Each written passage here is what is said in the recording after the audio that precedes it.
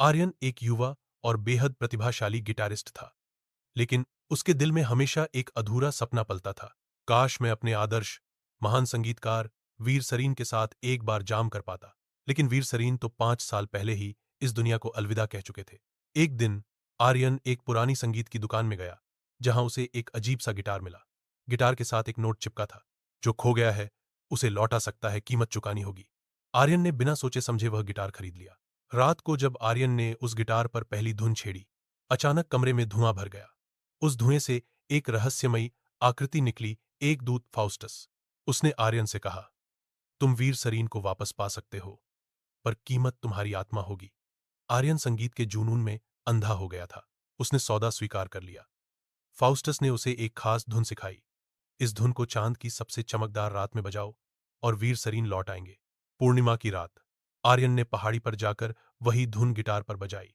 हवा तेज हो गई, आसमान काला पड़ गया, और तभी धूल और रोशनी के बीच से एक आकृति प्रकट हुई, वीर सरीन खुद। उनकी आंखों में वही पुरानी चमक थी, हाथों में वही अनोखा वायलिन। कौन हो तुम? वीर ने पूछा।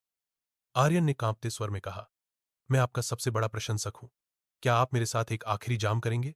वीर मुस्कुराए, और फिर पहाड़ी की चोटी पर चांदनी के नीचे गिटार और वायलिन की जुगलबंदी शुरू हो गई। ऐसी धुन जिसे हवाओं ने थाम लिया, तारों ने सुना, और समय भी रुक गया।